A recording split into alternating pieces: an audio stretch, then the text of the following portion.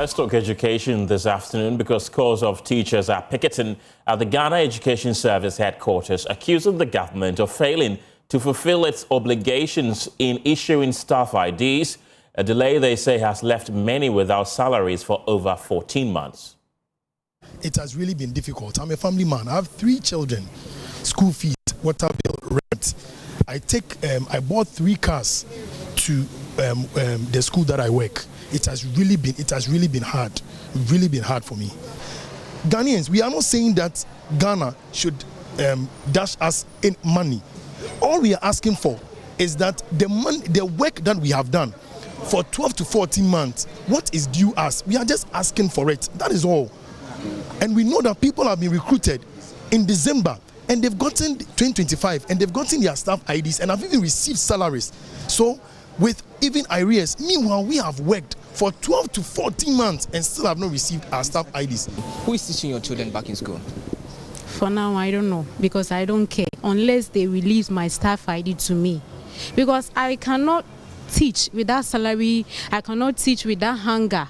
Psychologically, emotionally, physically, financially, I'm not stable. So how can I go to class and teach? So what we want now is our staff ID and our salaries. That is what we want. This will not be the first time you'll be picketing here. No, this is not the first time. And this is not going to be the last time. If they refuse to release our staff IDs to us, this is not going to be the last time. You'll be coming here. So you'll be picketing all throughout, neglecting your children back in school? Who cares? It's by God. I don't know how I even survived up till now. Working with that salary up to this time. I don't know how you people are surviving, but me, I'm not surviving. It is hard for me. Please, they should come out and give us time. Maybe by the end of February, we are releasing your staff. They should just release the staff ID for us. Why should we be working for 14 months from Adenta to Tema every day? Why? Why? So the General Secretary, Mr. Thomas Musa, he asked me to come and see them and talk to them. We've given them the assurance as leaders of NAT, we are going to take the matter up and whatever is due them must be given to them. That is exactly what we are going to do. But why has there been a delay, given that the teachers tell us 14 months without pay? Yes. Why are you not this thing, I think, started about a year ago. Yeah, it's exactly yes, a year. and then I remember very well they were asked to submit some particulars to their regions. They did that, and a lot have been paid, I'm aware. But I think we still have some few of them who have still not been paid yet. Let's go into the telephone lines right now and speak to the Public Relations Officer of the Ministry of Education, Hashmin. Grateful for your time this afternoon, Mr. Hashmin. Has this matter been brought to the attention of the Education Ministry? Well, the issue has been brought to our attention. And preliminary, what I can only say is that somewhere last year, the Ghana Education Service announced to all newly recruited teachers to come to their office for a validation process. The validation process was to authenticate the appointment letters of those newly recruited teachers. And all teachers across the country who were affected by the staff ID visited the GES offices across the country, and they were taken through the process to validate their staff ID. Those who were not having staff ID were issued with staff ID and ushered into the payroll system of the Ministry of Education or the Ghana Education Service. Unfortunately, the teachers who picket this morning, by my understanding, it is that a lot of them may be victims of a fraudulent recruitment process that took place between 2023 and 2024. And those who had genuine appointment letters, they were issued with staff ID card, and they have even started receiving their salaries. And how did they engage in a fraudulent registration, as you put it? Well, that is an issue that is under investigation. It is an issue that this new management of the Ghana Education Service have come to meet. And because the governance is a continuum process, they put in measures to be able to authenticate the appointment letters. So in that process, they were able to authenticate teachers who had genuine appointment letters initiated by the Ghana Education Service, and they ushered them into the payroll system of the ministry. And they have even started, all of them have even started receiving their salaries. So if you have any teacher who has not yet had his staff ID card a year after this process went through, then I think that person may be a victim of a recruitment scam. You say you're still investigating that matter, but who could possibly have issued that letter to them? Someone from within the Education Ministry or Ghana Education Service? You have any idea? Well, this issue is before the special prosecutor, and I don't want to truncate the investigation process. But what I do know, on the part of the Ghana Education Service, they took the teachers through a process to authenticate their appointment letters. And those with genuine appointment letters, they were in thousands. They have all been issued with staff ID cards throughout the country, and they have started receiving their salary. But Hashmin, some of the people who picketed the Ghana Education Service say they do have their staff ID, but they still haven't been paid for a number of months. How about those people? I will be very surprised if any teacher has a staff ID card and then has not yet been paid. I will be very surprised about that. But if that issue do exist, that is something maybe the Ghana Education Service will be open to investigation to ascertain why they haven't been paid. But what I do know is that the newly recruited teachers who went through the process, a lot of them have been paid, and you can even find out from them throughout the country. Announcement went through that they should visit the district and regional offices of the GES to authenticate their appointment letters. And those who came with the genuine appointment letters have since been paid. They are now in the payroll of the ministry, and they are receiving their salaries. So that means these individuals who picketed the Ghana Education Service, per what you're telling me, are not teachers. If you don't have genuine appointment letter, you are not a teacher. Are they aware of this? If you don't have genuine. Hello? Are they aware of this? We have since communicated. They have leadership. And the leadership that met with the Ghana Education Service last year, the Ghana Education Service and the ministry have been engaging them. We engaged their leadership. Their leadership represented them, and throughout the processes, they had a common platform in which they were communicating the processes to them for them to visit the various district and regional GES offices to facilitate the processes. And Hashmin, you say that this issue is under investigation with the Office of the Special Prosecutor and also the Ghana Education Service. That's granted, but they still insist that they've not been paid for 14 months. Is there anything that the Ministry of Education will do to mitigate their plight while this investigation still goes on? Perhaps you might temper justice with mercy and try to pay them some months of the arrears they're owed? When it comes to the recruitment of teachers, yes, the Ghana Education Service recruits the teachers, but the Ghana Education Service do not deploy financial resources or is not responsible for the payment. The Ghana Education Service or the ministry will act based on the clearance that will be issued to them by the Ministry of Finance. And the Ministry of Finance issue clearance based on their abilities, based on the number of people they will be able to pay. So if after the validation process, the Ghana Education Service have been able to authenticate the number of people, and then they have sent it to the controller or the Ministry of Finance. The Ministry of Finance will act based on the data they have.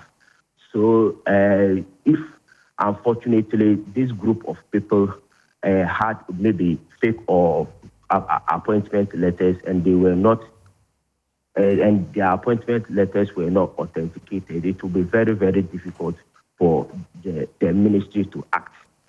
Maybe perhaps they have to go through the process again. The next time, maybe the ministry announces the window for recruitment of teachers. You say that these individuals were given fraudulent appointment letters as far back as 2023. What then is the ministry and the Ghana Education Service doing to clamp down on these fraudulent activities that happen within the sector? It is the reason the ministry in collaboration with the Ghana Education Service reported the incident to the special prosecutor, and the special prosecutor has been on that beat. Right.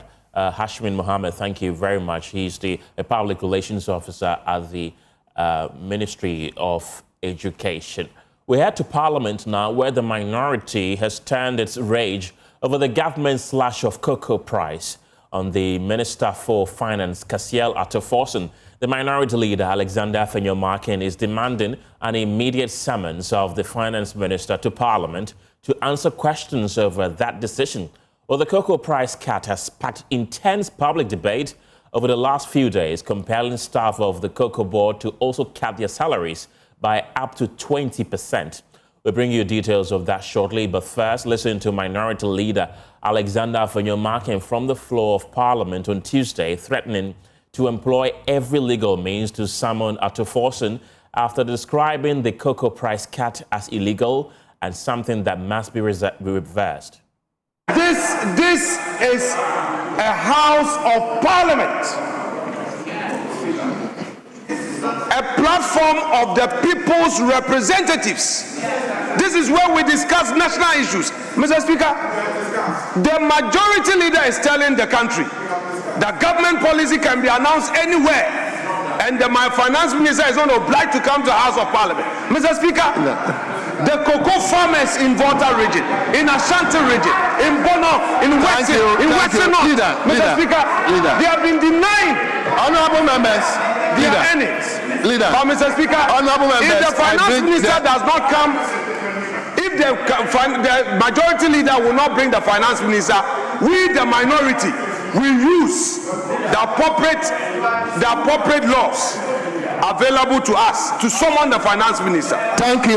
The cocoa farmers cannot be abandoned. We will not abandon the cocoa farmers. Honorable members. That's the minority leader Alexander Afenyo-Markin on the floor of Parliament just yesterday. And Cocoa Board, on the other hand, has announced a 20% salary cut for management and 10% cut for senior staff. Spokesperson for the Ghana National Cocoa Farmers Association, Nana Aduna II, however, says the salary cut is inadequate. The price reduction was about 28% or a bit more. And I would expect that Cocoa Board would actually take the lead and do even more. After all, again, we farmers actually provide whether emoluments for their salaries, procurement, etc. So I was expecting that they would do a minimum of 30%, and it really should be across board in terms of tax allowances. It should also impact on board, etc. So it should be across board. I think that the current level is a bit cosmetic, and they can actually do way more. You know, this is a show of commitment plus a realistic look at cost reduction. And of course, the team here at Joy News has been looking around the numbers, and my colleague James Aveji has more details. What we've been finding out is that the Cocoa Board currently has a staff strength of a little over 10,000 persons working with Cocoa Board, including both the senior staff and the junior staff put together. And these are all information.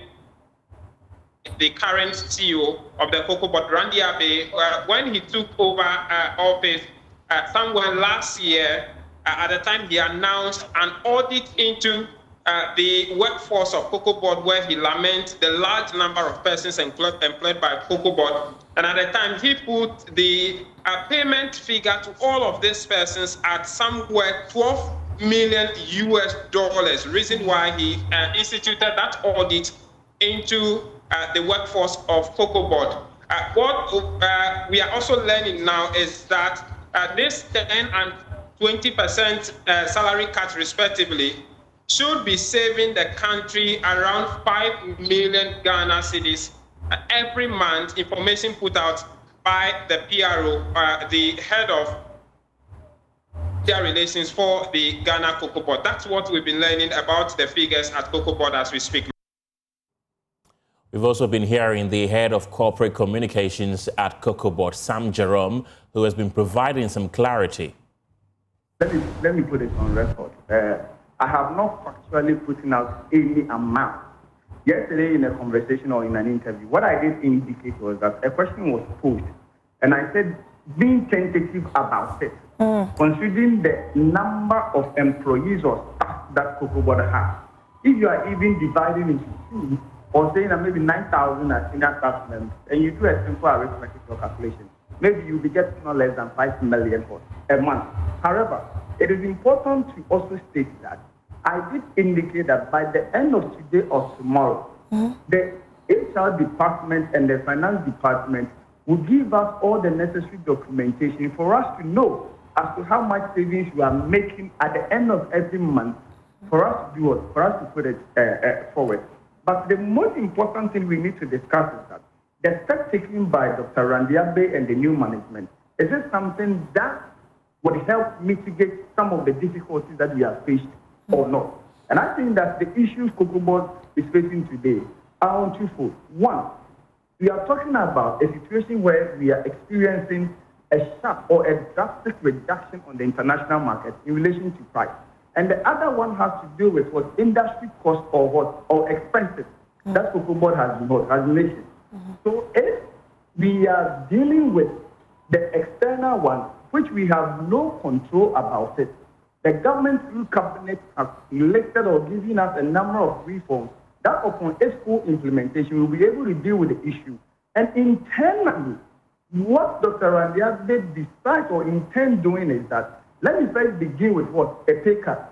It is quite unfortunate that this decision of Dr. Randiabe has coincided with the difficulty we are now experiencing because it has been on the table. If you could remember, when he came, he has always raised issues or complained about the fact that Cocoa Board's payroll has been ballooned. And if you want to be prudent, then we really need to do something about it.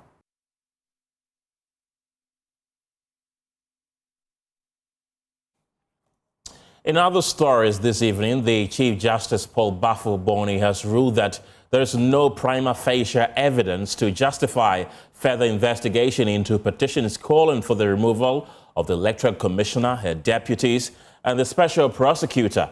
This was confirmed by the Minister of Government Communications in a statement issued a while ago. And let's bring you excerpts of that particular statement. It says, following the receipt of 7 petitions from various individuals and groups for the removal of the chairperson of the Electoral Commission and her deputies, and 3 petitions for the removal of the Special Prosecutor, President Mahama, in accordance with Article 146 of the 1992 Constitution, Section 15 of the Office of the Special Prosecutor Act 2017, Act 595, referred same to the Chief Justice Paul Bafo-Boni on the 25th of November 2025 to determine whether the petitions disclose a prima facie case. By a letter dated the 26th of January 2026, the Chief Justice informed the President that no prima facie case has been established by the petitions to warrant any further investigations for the removal of the Electoral Commissioner, Deputy Commissioners, and the Special Prosecutor.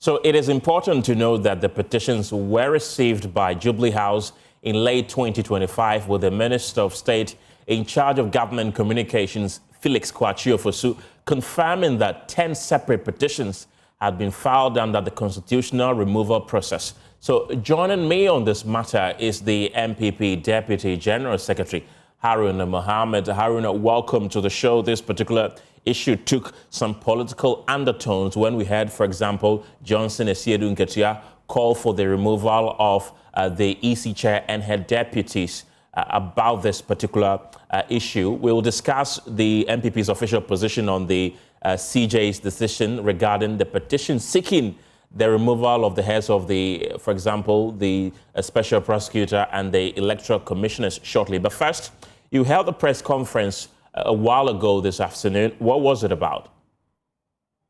Thank you very much. I would like to say good afternoon to your cherished viewers and you yourself. Today, this afternoon, we held a press conference that was delivered by the General Secretary of our party, Lawyer Justin Kwadwo, following the outcome of the National Executive Committee and the National Council meeting that was held yesterday to take decisions on internal party timelines with regards to some aspects of our party constitution, of which we are to execute. So we have put out the timelines for the internal elections running from the polling station to the electoral area, to the constituency, to the external branches, also to the region and to the national. And that is the press conference that was done by the General Secretary of our party. Before the polling station elections, we are seeking to implement the recommendation of Professor Michael Quay's committee report with regards to how the polling station should be organized. So we are referring to a letter that was issued by the General Secretary of our party in November, somewhere November 19th. And this particular letter is what we are pulling up to ensure that we get the registration at the polling station levels done very properly. And we have a polling station register so that we'll be able to use it to conduct the elections at the polling station and also climb up to the constituency to the national level. So this is the press conference. Respectfully, we have also put out the guidelines which will regulate the elections of the party at the various levels of the party structure. Right. I heard your General Secretary mention about educational backgrounds of people who will be contesting the various positions. Can you run us through? Yes, you can remember on the 19th of July, we made amendments to our party constitution at the Legon Sports Stadium. We added 2 persons to the polling station elections, and we also added polling station executives. We also added 4 more people to the 1 coordinator at the electoral area level. In adding these particular numbers, we are very mindful of certain issue that we wanted to cure, and we added the communication officer, and we also added the electoral affairs officer. For you to be able to qualify to contest or be appointed as an electoral affairs officer in case of constituency appointment, in case of electoral area, and the polling station is by election, those persons must have a minimum qualification of senior high certificate or this current ACHS certificate. So these are the criteria that we have put, as well as the secretary for the polling station must have an SSCE to be qualified to contest for that particular position. And also for you to qualify to become a secretary at the constituency level, you must have a diploma or above, or any other higher certificate at the constituency level. And for you to be able to contest for secretary at the regional level, you must also have a first degree or an above certificate or a higher certificate from the first degree. So these are the qualification criteria that we have put. And this also applies to the elections officers. These are officers that are going to be dealing directly with the CI and relevant provisions of our national constitution and election related matters, and also the recording of figures and other things. Remember, we went to the Supreme Court in 2012, and where we had a ruling by the justices of the Supreme Court relative to how polling station elections are won. So we have set the base, we have set the tone, and we changed the dynamics of politics and won the 2016 election. We have also taken a decision to also transform that particular sector by introducing the electoral affairs officer at the polling station level, because we've already had that for the constituency level. Haruna, I'm curious to know why those education certificate requirements, don't you think it will disenfranchise persons who want to contribute to the party? I know at multimedia today you have researchers in your background, and you wouldn't just pick any researcher at all. You would pick somebody that has experience, somebody that has the relevant qualifications. So in the matters of elections, you must also be looking for experienced hands. And today, experience is tied so much to, in terms of formal work, is tied to qualification. And we think that having a first degree for the regional level is something that is very appropriate because of the caliber of people that you'll be meeting, the caliber of arguments that you'll be making, and the caliber analysis that you'll be doing as the chief craft of the party at the regional level. For the constituency, we say diploma because the secretary must be able to understand relevant provisions, be able to do recording, keep data of our party, and also be able to record minutes. So all these things are basic things that we need to take into consideration. If you take all the secretaries now, all the secretaries across Ghana, none of them is having a below degree of a diploma. None of them across the country. So this is just for us to state it in the guideline so that anybody that has interest to contest must be very mindful of that. For the election officer, you also know that election is something that is very complex, and election must be handled with a different eye. And we need somebody that will have the relevant qualification in terms of education and to be able to handle that. CI 127 is something that is very complex. And if you also look at the coalition systems and the attachment in the CI 127, they need to be looked at. Also, in conduct of elections, you must also be making references to some decisions of the court, and which is also relevant to education. And because of that, the party, in its own wisdom, decided that we need to get somebody within a relevant qualification period to be able to have to contest or be appointed to such positions. Previously, we used to know that the communication officer role within your party at the national level was an appointed role. Now you're saying that it is going to be an elected role. What really went into that decision? Yes, the communication officer at the constituency level up to the national level was an appointed role. And you remember that we have also introduced the communication officer at the polling station level and also at the electoral level. The propaganda in our country has become very, very sentimental in terms of how discussions are made because of the NDC's attitude in terms of giving us false information or not, or inaccurate, or something that cannot be measured or tested. So we need to strengthen our communication down there to be able to send a message of the new patriotic party. You remember in the last administration, the media criticized us in terms of selling our own message. So we need to set up the engine rooms at the polling station at the electoral area. And for us to be able to get these matters pushed forward very well, we need to get the office of the communication officer be elected so that whatever decision that elected officers are going to take. And if you check our party very well, elected officers constitute a steering committee. And if the communication officer is not an elected officer and does not take part of the steering committee where first decisions or critical decisions are made before it comes before NEC and other matters, then it becomes problematic. So the party in its wisdom decides that the communication officer must be part of all the structures of the party. And because communication should not be looked at as different department, communication should be looked at as every section of any department communication takes place. So the communication officer must be part of the structures of the party by way of where decisions or primary decisions are made.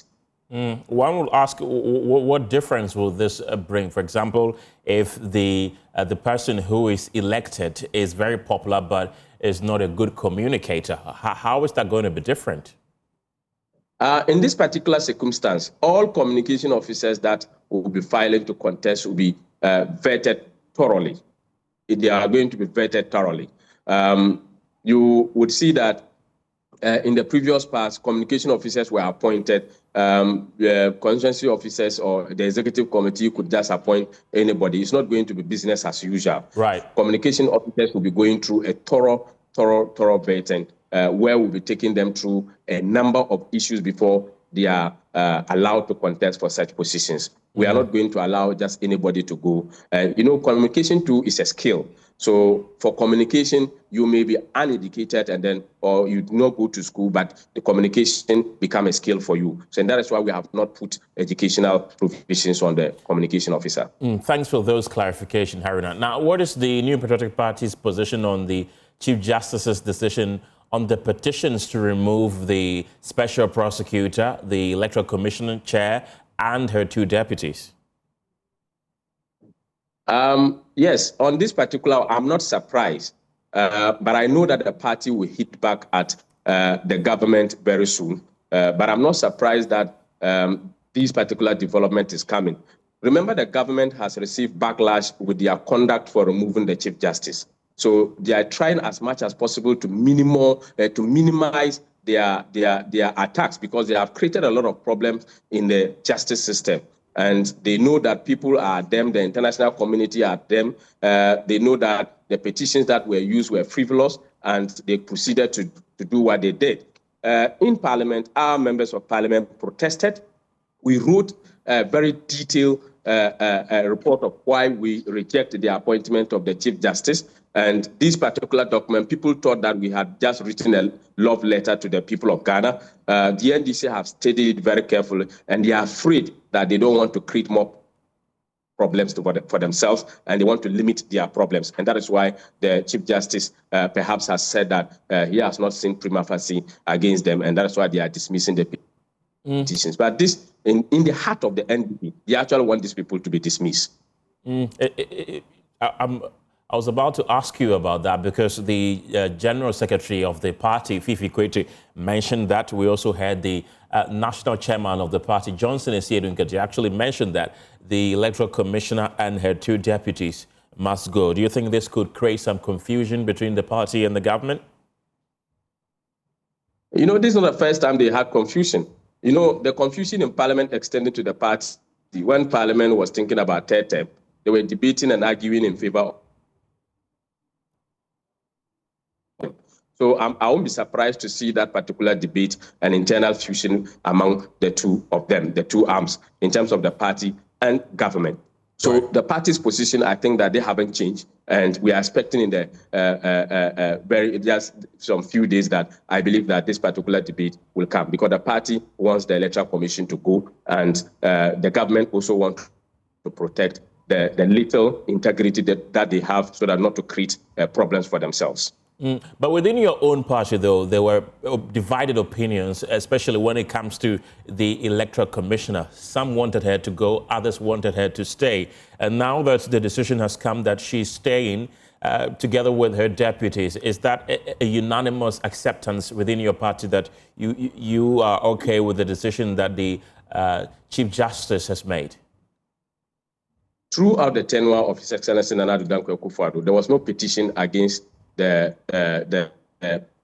commissioners at the Electoral Commission. So there is no debate as to whether we're divided, because there was no petition before for her removal or their removal.